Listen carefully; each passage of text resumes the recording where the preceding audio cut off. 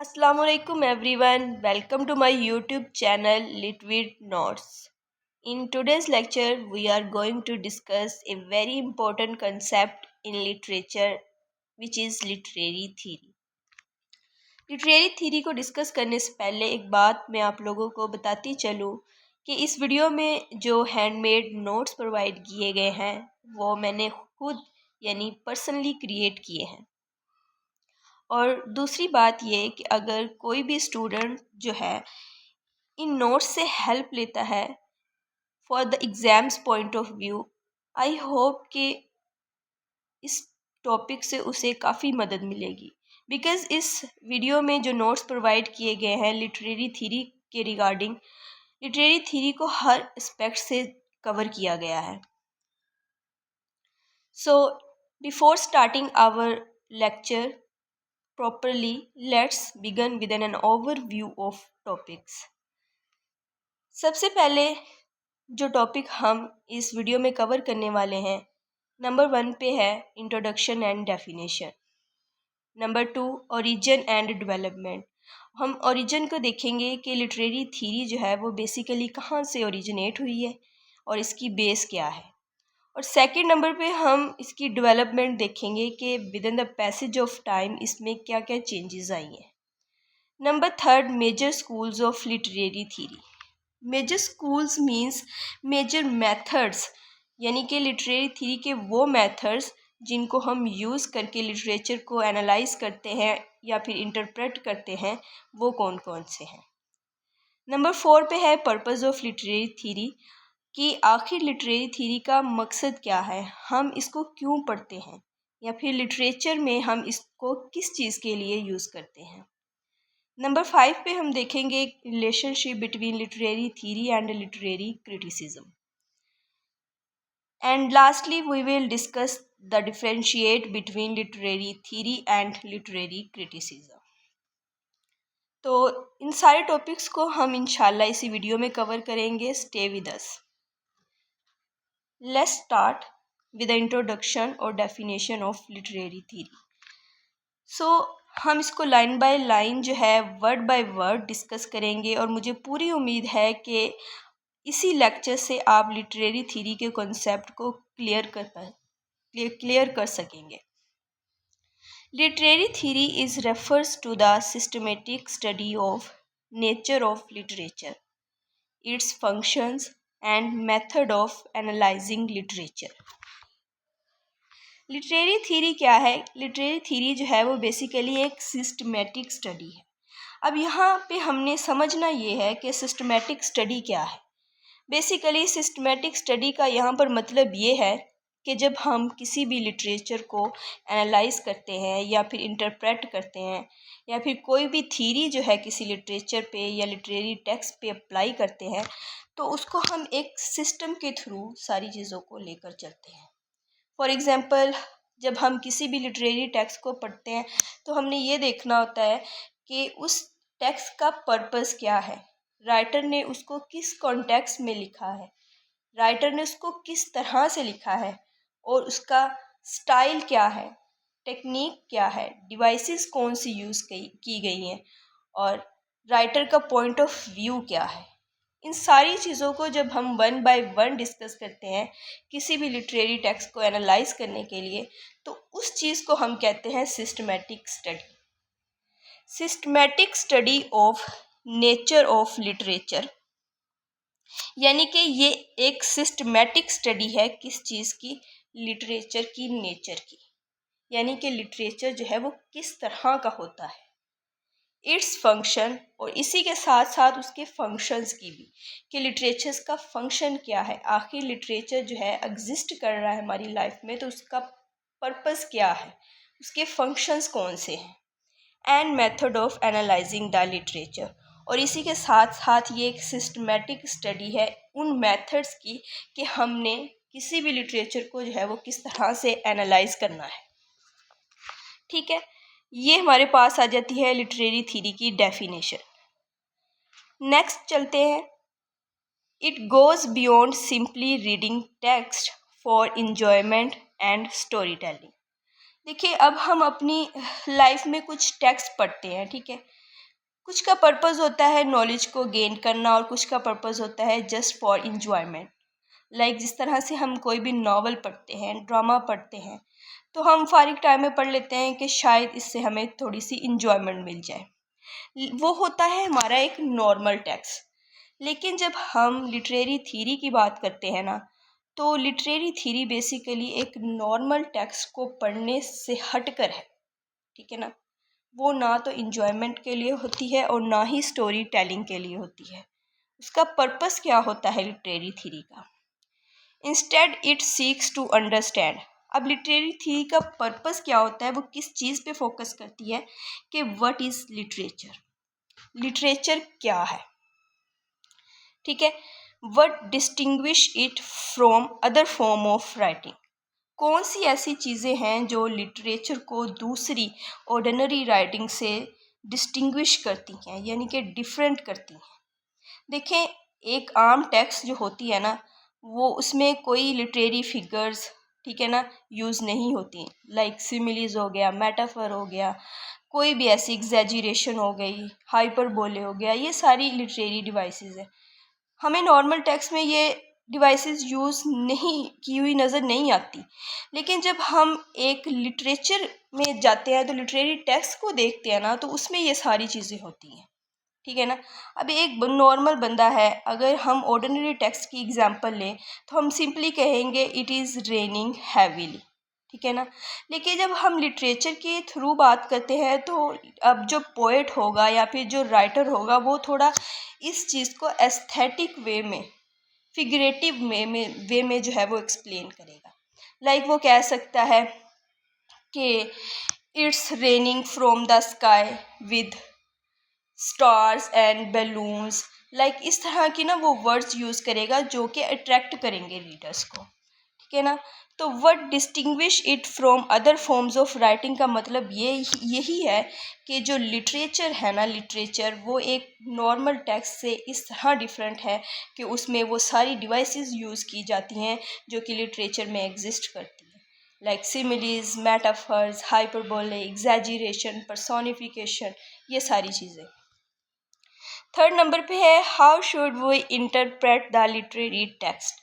अब literary theory का एक मेजर पर्पस ये भी होता है कि हमने किसी भी लिटरेरी टेक्स्ट को किस तरह से एनालाइज करना है। लिटरेरी थ्योरी का फोकस ही इन चीज़ों पे होता है कि हमने किसी भी लिटरेरी टेक्स्ट को किस तरह से इंटरप्रेट करना है। फोर्थ नंबर पे है what role does reader play in creating the meaning. देखिए, हम जब किसी भी टेक्स्ट को पढ़ रहे होते हैं तो वो टेक्स्ट जो लिखने वाला होता है, जो राइटर होता है, उसने अपने पॉइंट ऑफ व्यू से लिखी होती है। ठीक है। अब उसने किस कॉन्टेक्स्ट में रह के लिखी, उसने किस सिचुएशन में रह कर लिखी, ये किसी को भी पता नहीं होता। लेकिन जब एक रीडर पढ़ता है ना, रीडर उन चीज़ों को जब पढ़ रहा होता है तो रीडर अपने एक्सपीरियंसेस को उन चीज़ों में मिक्स करता है और फिर उनके मीनिंग्स जो है वो अपने लिहाज से जो है वो इंटरप्रेट करता है। राइटर का पॉइंट ऑफ व्यू कुछ और था और रीडर का पॉइंट ऑफ व्यू जो है वो डिफरेंट होता है। अब रीडर के जिस तरह के एक्सपीरियंसेस होंगे, जिस तरह की उसकी बैड और गुड, जितने भी जिस तरह के एक्सपीरियंसेस होंगे, वो उस हिसाब से जो है वो टेक्स्ट को लेकर चलेगा। ठीक है ना। तो इस चीज़ में हमने ये भी देखना होता है कि अगर एक रीडर जो है वो किसी भी टेक्स्ट को पढ़ रहा है तो उस टेक्स्ट का रीडर पे क्या असर हो रहा है। ठीक है। फिफ्थ नंबर पे आ जाता है how do ideology, gender, race and history affect text. अब फिफ्थ नंबर पे हमें ये बताया जा रहा है कि देखिए, लिटरेचर सिंपली क्या है, literature is the reflection of society. ठीक है। किसी भी सोसाइटी का ये अक्स होता है। तो किसी भी सोसाइटी में जो डिफरेंट फैक्टर्स पाए जाते हैं, सबसे मेन फैक्टर तो होता है जेंडर, मेल और फीमेल, और फिर उसके बाद आ जाती है रेस एंड हिस्ट्री। ठीक है ना। किसी भी सोसाइटी को जो हिस्ट्री है वो भी ऑब्वियसली लिटरेचर को इफ़ेक्ट करती है। तो इस चीज़ में हम जब भी लिटरेचर को पढ़ते हैं तो ये डिफरेंट एलिमेंट्स हमें नज़र आते हैं। लाइक हम एक नावल है जेन ऑस्टन का प्राइड एंड प्रेजुडिस, उसमें हम देखते हैं कि जो एलिज़ाबेथ है मेन कैरेक्टर, वो जितनी भी स्टोरी नरेट करती है वो उसके एलिज़ाबेथ के पॉइंट ऑफ व्यू से स्टोरी को नरेट किया जाता है, ठीक है। और जब एलिज़ाबेथ के पॉइंट ऑफ व्यू से स्टोरी को नरेट किया जाएगा तो इसका मतलब ये है कि उसमें फेमिनिस्टिक पॉइंट ऑफ व्यू जो है वो यूज़ किया गया है। इसी के साथ साथ हमें ये भी नज़र आता है कि वहाँ पे डिफरेंट क्लासेस दिखाई गई हैं, like elite class, middle class और लोअर क्लास। तो इसका मतलब ये हुआ कि वहाँ पे पावर का एलिमेंट भी लाया करता है। तो इसका मतलब ये हुआ कि सोसाइटी में जो चीज़ें एग्जिस्ट कर रही हैं वही जो हैं वो लिटरेचर में हमें नज़र आएंगी। तो लिटरेरी थ्योरी का पर्पज़ यही होता है कि ये सारी चीज़ें जो सोसाइटी में एग्जिस्ट कर रही हैं ये किस तरह से टेक्स्ट को जो है वो इफ़ेक्ट कर रही हैं, ठीक है। तो ओवरऑल लिटरेरी थ्योरी को अगर हम समराइज़ करें तो इसका मतलब यही होगा कि जो लिटरेरी थ्योरी है इसका पर्पज़ ये होता है कि किसी भी लिटरेचर को किस तरह से एनालाइज किया जाता है, उसको इंटरप्रेट किया जाता है। Next we will discuss the origin and development of literary theory. देखें, जब हम इसके ओरिजिन और डेवलपमेंट की बात करते हैं तो इसका ओरिजिन जो है वो कहते हैं कि ग्रीक या रोमन के टाइम का है, यानी कि ये काफ़ी पुराना ओरिजिन है। तो इसीलिए हमें जो है प्लेटो और अरिस्टोटल के कॉन्सेप्ट जो हैं वो लिटरेरी थ्योरी के रिगार्डिंग बताए गए हैं। प्लेटो का कंसेप्ट डिस्कस करते हैं। प्लेटो जो है वो बेसिकली एक ग्रीक थिंकर है, राइटर है, फिलोसोफर है। उनका पॉइंट ऑफ व्यू है कि प्लेटो सा द लिटरेचर एज इमिटेशन। प्लेटो जो है वो बेसिकली लिटरेचर को एक इमिटेशन के तौर पे लेता है। इमिटेशंस मीन कॉपी करना, किसी भी चीज़ की नकल करना, जिसको वो अपने अल्फाज में मिमेसिस भी कहता है। मिमेसिस, कॉपी ऑफ ओरिजिनल, यानी कि वो कहता है कि लिटरेचर क्या है, लिटरेचर सिर्फ यही है कि किसी भी ओरिजिनल चीज़ की कॉपी कर ली गई है, ठीक है। He calls the literature as the copy और shadow of shadow. Poet imitates the nature, यानी कि पोएट जो है वो इमिटेट करता है नेचर को।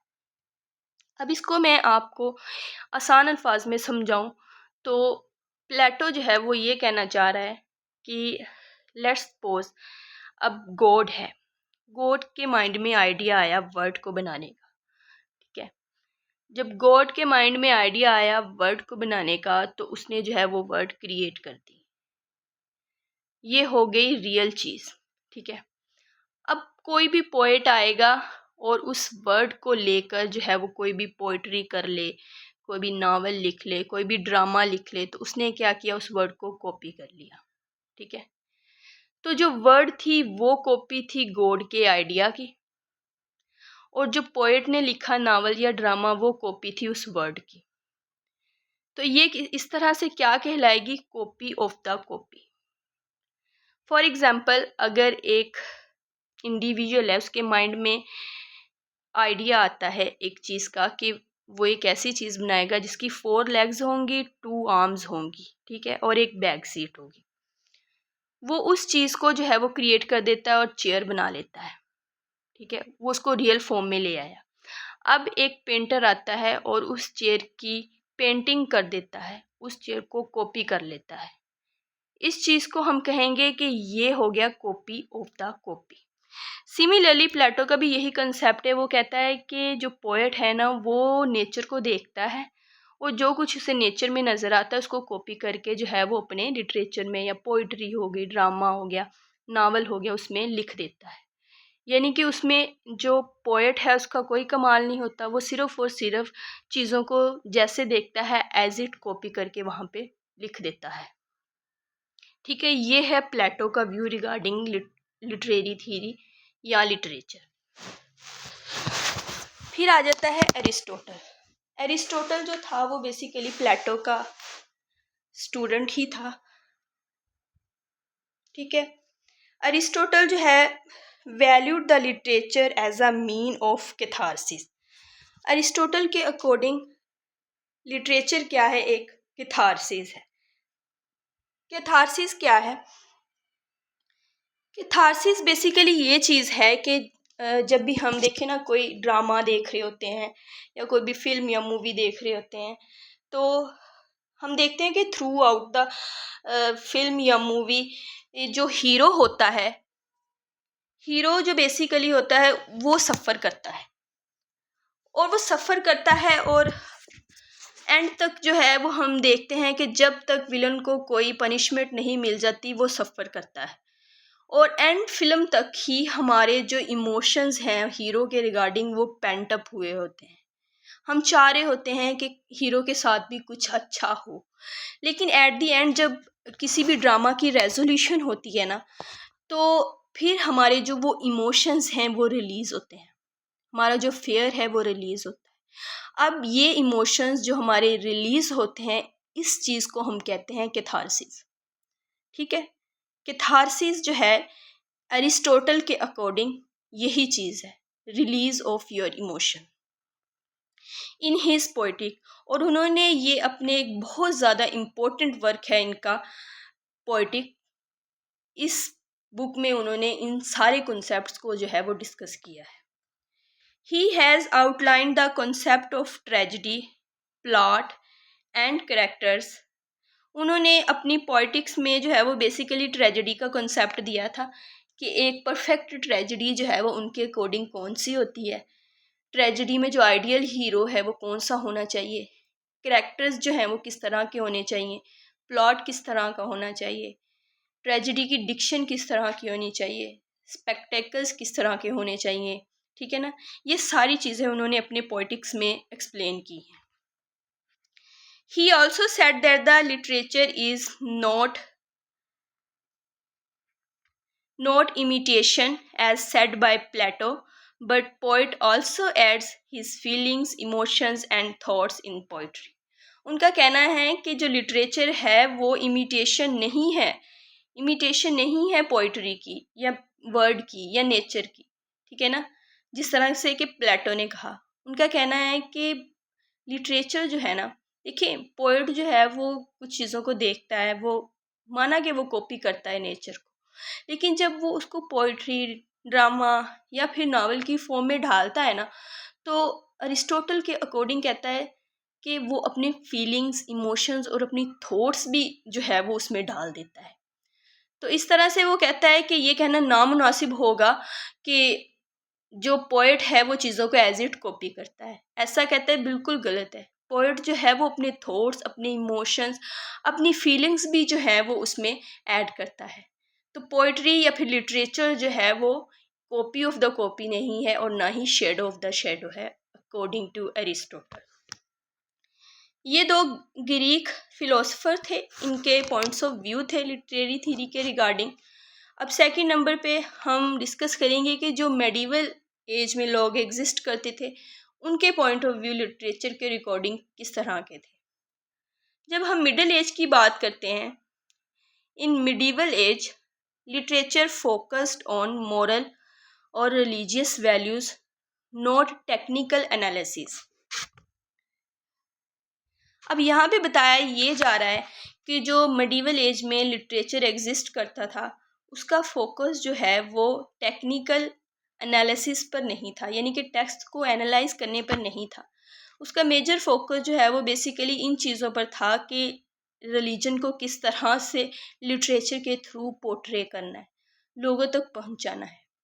उस टाइम पे जो ड्रामाज एग्जिस्ट करते थे या फिर पोइट्रीज एग्जिस्ट करती थी, वो मोरालिटी प्लेज होते थे, उसमें गुड और इवल्स को दिखाया जाता था, और जब लास्ट एंड होता था ड्रामा का तो दिखाया जाता था कि इवल को किस तरह से डिफीट किया गया है और गुड जो है वो किस तरह से प्रीवेल करती है सोसाइटी में। तो इस तरह से लोगों तक जो है वो मैसेज पहुंचाया जाता था मोरालिटी प्लेज के थ्रू। और इसके अलावा जब हम चौसर की कैंटरबरी टेल देखते हैं तो उसमें भी डिफरेंट कैरेक्टर जो यूज़ किए गए हैं, जिस तरह से प्रीस्ट है, मंक है, और भी डिफरेंट कैरेक्टर्स हैं, उनको जो है वो भी रिलीजियस एस्पेक्ट से ही दिखाए गए हैं। तो सिंपली हम कह सकते हैं कि जो मिडिवल एज में ड्रामाज एग्जिस्ट करते थे या फिर लिटरेचर एग्जिस्ट करता था, उसका मेजर फोकस जो है वो रिलीजन पर होता था। फिर इसके बाद आ जाती है रेनेसेंस एज, रेनेसांस एज में ये हुआ था कि रेनेसांस में फिर ह्यूमनिज़्म की तरफ जो है वो लोग फोकस करना शुरू हो गए थे। मतलब ये था कि जो रोमन और ग्रीस का लिटरेचर था, ग्रीक का लिटरेचर था, वो जब ख़त्म हो गया था तो रेनेसांस एज में उसको दोबारा रिवाइव करवाया गया था। क्लासिकल नॉलेज या क्लासिकल लिटरेचर को जो है वो दोबारा रिवाइव करवाया गया। और क्लासिकल लिटरेचर का फोकस क्या होता था? देखिए, जो क्लासिकल लिटरेचर होता है ना, वो बड़ा ही, हम कहें कि सोफिस्टिकेटेड और क्लासिकल नॉलेज होता है, ठीक है ना। उसमें कुछ भी ऐसी वैसी बातें नहीं की जाती, टू द पॉइंट बात की जाती है, फैक्ट की बेसिस पे बात की जाती है, रीज़न की बेस पे बात की जाती है। ये बिल्कुल भी रोमांटिसिज्म की तरह नहीं है कि इसमें हम अपनी इमोशंस ऐड कर दें, अपनी इमेजिनेशन ऐड कर दें, ठीक है ना, अपनी फीलिंग्स ऐड कर दें। ऐसा बिल्कुल भी नहीं है। तो रेनेसांस एज में जो लिटरेचर एग्जिस्ट करता था उसका फोकस था क्लासिकल टेक्स्ट पे। फिर आ जाती है 19th सेंचुरी। 19th सेंचुरी में literature was tied to aesthetic appreciation and national identity. तो 19th सेंचुरी ये ऑगस्टन एज बनती है। तो 19th सेंचुरी में जो लिटरेचर एग्जिस्ट करता था, इसका मेजरली फोकस ये होता था कि कोई भी अगर राइटर जो है वो लिटरेचर लिखता है, राइटर जो है वो कोई भी पोइट्री लिखता है, तो उसका मेजर फोकस ये होता था कि उसको अप्रिशिएट किया जाए, ठीक है, कि उसकी एबिलिटी कितनी है, उसकी क्रिएटिविटी कितनी है। और दूसरा पर्पस ये होता था कि जो राइटर्स थे वो अपनी नेशन के लिए लिखते थे, नेशन को प्रेज करने के लिए लिखते थे, या फिर किंग और क्वींस के लिए लिखते थे, ठीक है। फिर उसके बाद आ जाती है romanticism. Romanticism emphasise the emotion, imaginations and authors inner work. तो रोमांटिसिज्म का तो हमें पता है, रोमांटिसिज्म जो थी वो बेसिकली फोकस इन्हीं चीज़ों पर करती थी कि इंडिविजुअल्स की इनर वर्ल्ड किस तरह की है, यानी कि इंसान के इमोशंस, फीलिंग्स, उसकी इमेजिनेशन, उसकी इनर वर्ल्ड जो है वो क्या कहती है, ठीक है। तो रोमांटिक एज में लोग जो है वो ज़्यादातर इमेजिनेशन में रह के लिखते थे। फिर आ जाती है 20th सेंचुरी। 20th सेंचुरी जो है वो बेसिकली मॉडर्न एज है। Literature focused on more scientific, linguistic and philosophical approaches influenced by Marxism, psychoanalysis, structuralism and formalism etcetera. तो मॉडर्न एज में क्या होता था कि देखिए, मॉडर्न एज जो थी वो बेसिकली टेक्निकल हो गई थी, मैकेनिकल हो गई थी। मतलब ये था कि जिस तरह से हमें पता है कि मॉडर्न एज में वर्ल्ड वार फर्स्ट हुई, वर्ल्ड वार सेकंड हुई, तो इन वॉर्स के बाद क्या हुआ कि जो लोगों के रिलीजियस बिलीव्स थे ना, वो बैडली शेक होना शुरू हो गए। ऐसा क्यों था? लोग जो हैं वो तफरकों में पड़ गए थे। वो रिलीजन पे यकीन करना उन्होंने छोड़ दिया था कि अगर खुदा एग्जिस्ट करता है तो ये सारी तबाहियाँ, ये सारी डिस्ट्रक्शंस जो हो रही हैं, ये क्यों हो रही हैं।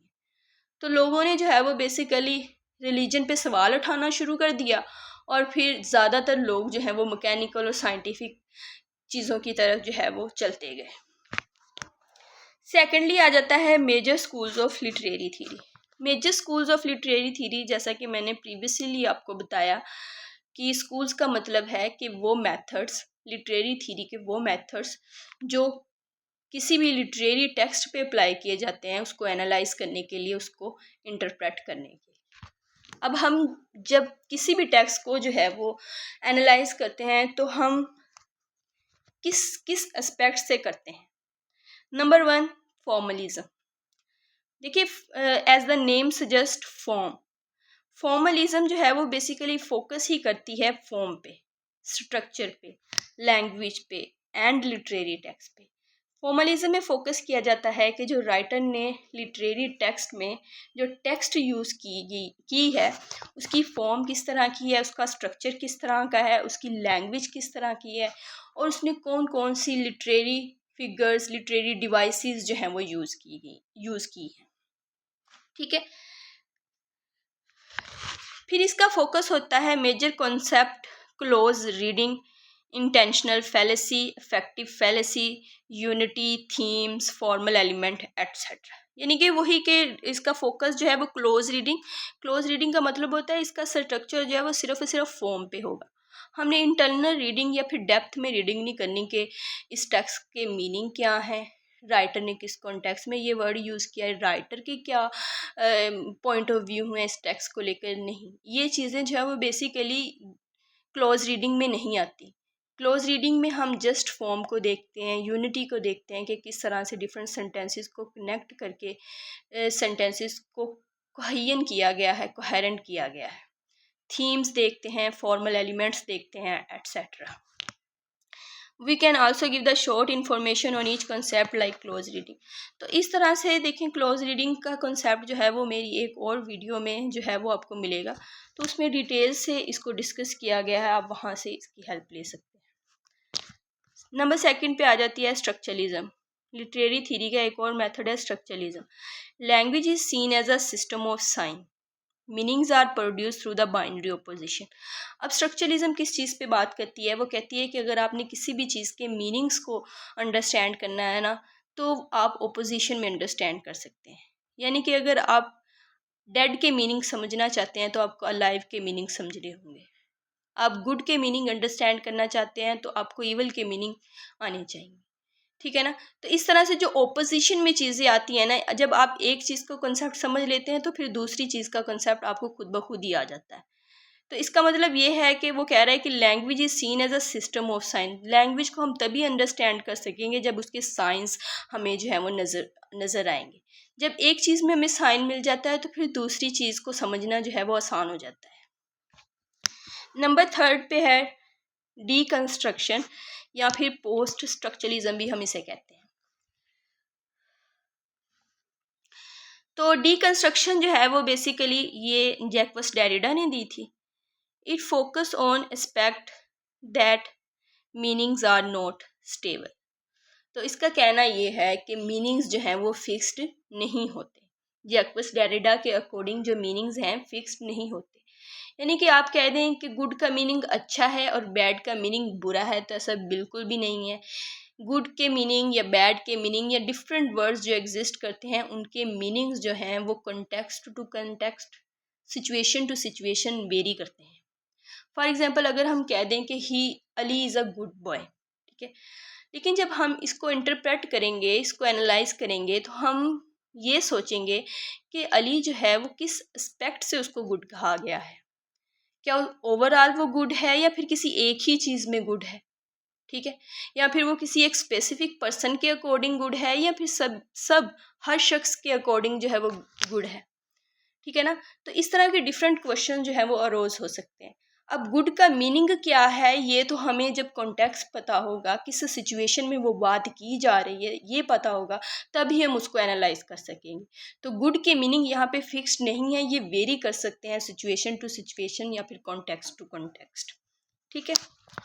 स्ट्रक्चर और fixed rather than they are unstable. Unstable है यानी कि स्टेबल नहीं है, फ्लेक्सिबल है यानी कि वेरी कर सकते हैं, and dependent on the interpretation, and this concept was given by Derrida।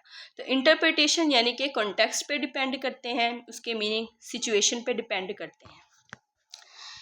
फिर इसी तरह से और कंसेप्ट या फिर और मेथड्स जो लिटरेरी थ्योरी के हम अप्लाई कर सकते हैं किसी भी टेक्स्ट पे, उसमें आ जाता है मार्क्सिज्म, जो कि कार्ल मार्क्स ने दिया था, और जिसमें मैंने पहले ही बताया कि इसमें पावर की बात की जाती है, कैपिटलिज्म की बात की जाती है, ठीक है, और इकोनॉमी की बात की जाती है, मनी की बात की जाती है। तो इसमें ये चीज़ें बताई जाती हैं कि ये चीज़ें जो power, money, wealth, status exist करता है सोसाइटी में, ये किस तरह से लिटरेचर को इफ़ेक्ट करता है। या फिर हम किसी भी लिटरेरी टेक्स्ट को जब एनालाइज करते हैं तो हम उस टेक्स्ट में से इन चीज़ों को भी इंटरप्रेट करते हैं, तो ये कहलाएगा मार्क्सिज्म। ठीक है? और फिर है साइको एनालिटिक। साइको एनालिटिक जो है वो हम किसी भी पर्सन की साइकोलॉजी के बारे में रीड करते हैं, उसके conscious, subconscious, unconscious mind को रीड करना, और different aspects like id, ego, superego, इन कंसेप्ट को डिस्कस करना साइको एनालिटिक थ्योरी में आ जाता है। फिर है फेमिनिस्टिक। अब देखें, जब हमें क्वेश्चन आ जाए ना कि आप किसी भी टेक्स्ट को, कोई भी लिटरेरी टेक्स्ट हमें दे दी गई है और हमें कहा जाए कि इसको फेमिनिस्टिक पॉइंट ऑफ व्यू से डिस्कस करें, तो हमारा मकसद अब वहाँ पे क्या होगा कि हमने क्या देखना है कि वुमेन जो है उसको किस तरह से पोर्ट्रे किया गया है उस टेक्स्ट में। वुमेन सबऑर्डिनेट हैं या फिर वो डोमिनेट कर रही हैं, मेल अथॉरिटेटिव हैं या इन्फीरियर है एज कम्पेयर टू वीमेन। ठीक है, वीमेन का स्टेटस क्या है एज कम्पेयर टू मैन। तो इन सारी चीज़ों को जब हम देखते हैं, क्या वुमेन्स को जो है वो इंडिपेंडेंस हासिल है। ठीक है, इन सारी चीज़ों को जब हम देखते हैं ना, तो ये चीज़ कहलाती है फेमिनिस्टिक। तो जब हम इस एस्पेक्ट से किसी भी लिटरेरी टेक्स्ट को एनालाइज करेंगे तो ये कहलाएगा फेमिनिस्टिक एस्पेक्ट्स। ठीक है, तो ये डिफरेंट मेथड्स हैं जो हम अप्लाई कर सकते हैं किसी भी लिटरेरी टेक्स्ट पर उसको एनालाइज करने के लिए। नेक्स्ट आ जाता है purpose of literary theory. Literary theory का पर्पस क्या है? Literary theory helps the reader and critics to delve deeper into the literary text, uncovering the multiple layers of meanings and understanding the complexities of literature। अब literary theory का simply हमें meaning भी वाज़िया हो गया है कि इसका मकसद यही है कि हमने लिटरेरी टेक्स्ट को किस तरह से एनालाइज करना है। ठीक है, उसकी कम्प्लेक्सिटीज़ जो एग्जिस्ट कर रही हैं उसको अंडरस्टैंड करना है, उसके मल्टीपल मीनिंग्स जो टेक्स्ट में एग्जिस्ट करते। देखिए, किसी भी टेक्स्ट का मीनिंग जो है वो एक नहीं होता। हर टेक्स्ट का मीनिंग जो है वो हर रीडर के अकॉर्डिंग डिफरेंट होगा, हर राइटर के अकॉर्डिंग डिफरेंट होगा। ठीक है, तो हमने इसमें देखना होता है, इसके मल्टीपल मीनिंग्स जो होते हैं उनको डिस्कवर करना होता है। पर्पस ही लिटरेरी टेक्स्ट का यही होता है। It provides the tools for analysing how author use the language, symbolism and narrative techniques to convey the idea and emotion. तो इसका पर्पस क्या होता है कि हमने ये देखना होता है कि किस तरह से हम टूल्स को यूज़ करें। ये हमें टूल्स प्रोवाइड करती है कि ये टूल्स आप ले लें और इसको टेक्स्ट पे अप्लाई करें और फिर उसको जो है वो एनालाइज करें कि राइटर ने जो है वो उसको किस एस्पेक्ट में लिखा है, किस वे में लिखा है, किस तरह लिखा है, क्यों लिखा है, कौन कौन सी टेक्निक्स यूज़ की हैं, सिंबलिज्म है, नैरेटिव टेक्निक्स कौन सी हैं, कि उसने किस तरह के आइडियाज़ को जो है वो यूज़ किया है अपने इमोशंस को कन्वे करने के लिए। ठीक है, नेक्स्ट आ जाता है relationship between literary theory and literary criticism. देखिए, लिटरेरी थ्योरी तो हमें समझ आ गया कि ये जो है वो बेसिकली एक प्रिंसिपल है या मेथड है किसी भी चीज़ को एनालाइज करने के लिए। ये हमें सिर्फ टूल्स प्रोवाइड करती है, हम इसको अप्लाई नहीं करते। लेकिन जब हम लिटरेरी क्रिटिसिज्म की बात करते हैं ना, तो लिटरेरी थ्योरी जो टूल्स हमें प्रोवाइड करती है, लिटरेरी क्रिटिसिज्म में हम उन टूल्स को अप्लाई करके देखते हैं। तो सिंपली हम कह सकते हैं कि जो लिटरेरी थ्योरी है वो एक थ्योरेटिकल अचीवमेंट है और लिटरेरी क्रिटिसिज्म जो है वो एक प्रैक्टिकल अचीवमेंट है। हम उसमें सिर्फ थीरीज़ की बात करते हैं लिटरेरी थ्योरी में, जबकि लिटरेरी क्रिटिसिज्म में हम उन थीरीज़ को अप्लाई करते हैं। तो मेजर डिफरेंस लिटरेरी थ्योरी और लिटरेरी क्रिटिसिज्म में यही है। Let's study. In order to know the relationship between literary theory and literary criticism, we have to know what is literary criticism. Literary criticism is the discipline of interpreting, analyzing, evaluating and understanding the literature. वही बात हो गई कि literary criticism जो है वो किसी भी लिटरेचर को अंडरस्टैंड करने का एक प्रैक्टिकल अप्रोच है। While literary theory provides the framework and tools, literary criticism is a practical application of those tools. तो लिटरेरी थ्योरी जो है वो हमें एक फ्रेमवर्क दे देती है कि ये थीरीज़ हैं, फॉर्मलिज्म है, स्ट्रक्चरलिज्म है, डीकंस्ट्रक्शन है, मार्क्सिज्म है, साइको एनालिटिक है, ठीक है, फेमिनिस्टिक है, ये थीरीज़ हैं। जबकि लिटरेरी क्रिटिसिज्म क्या करती है, उन थीरीज़ को उठाती है और उसको टेक्स्ट पे अप्लाई कर देती है। ये कहलाता है लिटरेरी क्रिटिसिज्म। फिर आ जाता है literary criticism involves the examining meaning, style, structure, cultural significance, artistic merit. तो लिटरेरी क्रिटिसिज्म में फिर हम इन डिफरेंट एस्पेक्ट को एक्सप्लोर करते हैं, एनालाइज करते हैं, जिस तरह के meaning, style, structure, cultural significance. ये कुछ डिटेल्स दी गई हैं, इसको आप रीड कर सकते हैं फॉर योर इंफॉर्मेशन। नेक्स्ट हम डिस्कस करेंगे difference between literary theory and literary criticism. Difference जो है वो मैंने पहले ही आपको बता दिया है कि लिटरेरी थीरी क्या है, is a set of ideas, principle, framework that guide the interpretation and understanding of literature. Simply के जो लिटरेरी थीरी है वो एक प्रिंसिपल है, एक फ्रेमवर्क है जो हमें प्रोवाइड किया गया है कि ये थीरीज हैं, आप इनको अप्लाई कर सकते हैं। जबकि लिटरेरी क्रिटिसिज्म जो है वो क्या है, the practical practice of analysing, evaluating and interpreting the specific literary text. तो हम क्या करते हैं कि किसी भी लिटरेरी थ्योरी को उठाते हैं और उसको अप्लाई कर देते हैं। जब हम उसकी एप्लीकेशन करते हैं तो ये चीज़ कहलाती है लिटरेरी क्रिटिसिज्म। फिर नेचर क्या है, नेचर में क्या डिफरेंस है। लिटरेरी थ्योरी की नेचर जो है वो एब्स्ट्रैक्ट है, ऑब्वियसली, फिलोसफिकल है एंड जर्नल है। तो ऑब्वियसली क्योंकि वो थ्योरेटिकल अप्रोच है लिटरेरी थ्योरी, तो एब्स्ट्रैक्ट होगी और जनरल भी है। जनरल इस तरह से है कि वो हमें ऑल ओवर दी थीरीज जो है वो प्रोवाइड कर देती है और ये हम पे लाई करता है कि हम कौन सी थीरी को उठाते हैं और टेक्स्ट पे अप्लाई करते हैं। Whether we are choosing feministic, psycho analytic, deconstruction, it's lies all upon us. Literary criticism क्या है, प्रैक्टिकल इंटरप्रिटेशन एंड स्पेसिफिक।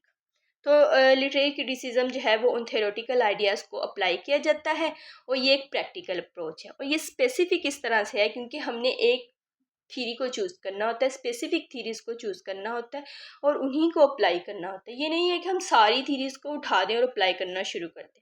हम एक थीरी को चूज़ करेंगे और उसी को लेकर चलेंगे और फिर हम देखेंगे कि ये टेक्स्ट जो है वो किस तरह से इस थीरी के रिगार्डिंग जो है वो हमें इंफॉर्मेशन दे रहा है। फिर आ जाता है फंक्शन। फंक्शन क्या है लिटरेरी थ्योरी का, explain how literature can be read and understood. ये सिर्फ हमें यही बताता है कि लिटरेचर को किस तरह से हम अंडरस्टैंड कर सकते हैं और रीड कर सकते हैं। हमने किया नहीं है, हम कर सकते हैं, कैसे कर सकते हैं। जबकि लिटरेरी क्रिटिसिज्म जो है वो क्या करती है, use the theory to analyse it, focus on what the text means and how it can achieve its meaning. तो लिटरेरी क्रिटिसिज्म जो है उसका ये पर्पस है कि उसमें हम एनालाइज करते हैं किसी भी टेक्स्ट को कि उसके मीनिंग्स क्या हैं, उसके डिफरेंट कॉन्सेप्ट क्या हैं, जो भी रिगार्डिंग है। अच्छा, तो अगर हम लिटरेरी थ्योरी और लिटरेरी क्रिटिसिज्म को डिफ्रेंशिएट करें या फिर मैं आपको एक एग्जांपल से समझाऊं, तो मैं ये कह सकती हूँ कि जिस तरह से हम देखते हैं कि इस psychoanalytic theory might argue that the Hamlet embodies the Freudian Oedipus complex. तो लिटरेरी थ्योरी जो है, अगर हेमलेट हमने पढ़ा है तो हेमलेट का हमें पता है कि उसके जो है वो एक्स्ट्रा मैरिटल अफेयर होता है, अपनी मदर के साथ वो मैरी कर लेता है, ठीक है। अब यहाँ पे ओडिपस कम्प्लेक्स की बात की गई है। ओडिपस कम्प्लेक्स जो होता है वो बेसिकली होता है एक सन का love towards her mother, his mother, ठीक है। जबकि एक होता है इलेक्ट्रा कम्प्लेक्स। इलेक्ट्रा कम्प्लेक्स क्या होता है, एक डॉटर का लव टूवर्ड्स हर फादर, ठीक है। तो ये डिफरेंट है, ओडिपस कम्प्लेक्स में डिफरेंस है, ओडिपस कम्प्लेक्स में और इलेक्ट्रा कम्प्लेक्स में। तो लिटरेरी थ्योरी की जब हम बात करेंगे ना इसके रिगार्डिंग हेमलेट को लेके, तो हेमलेट सिर्फ हमें ये बताएगा कि इसमें जो है वो ओडिपस कम्प्लेक्स अप्लाई हुआ है, ठीक है। जबकि जब हम लिटरेरी क्रिटिसिज्म की बात करेंगे तो ये क्या कहती है कि एक critics applies this theory to analyse Hamlet's relationship with Gertrude and his hesitations to kill Claudius. लेकिन जब हम इस थ्योरी को अप्लाई करेंगे, एनालाइज करेंगे, इंटरप्रेट करेंगे, जज करने के लिए कि वेदर इसमें जो है वो फ्रॉडियन का ओडिपस कम्प्लेक्स लाइक करता है या नहीं, तो हम फिर क्या करेंगे, हम देखेंगे हेमलेट का रिलेशनशिप टूवर्ड्स हिज मदर, उसकी मदर के साथ उसका रिलेशनशिप किस तरह से है और वो क्यों हेजिटेट करता है क्लॉडियस को किल करने में। ये सारी सिचुएशंस या फिर उसके जो इनर इमोशन है, इनर वर्ड है, उसको एनालाइज करेंगे, तभी हमें पता चलेगा कि वेदर इसमें जो है वो ओडिपस कम्प्लेक्स लाई करता है या नहीं करता। तो ओवरऑल ये हमारा लेक्चर था लिटरेरी थ्योरी का। आई होप कि आप लोगों को इसकी समझ आई होगी।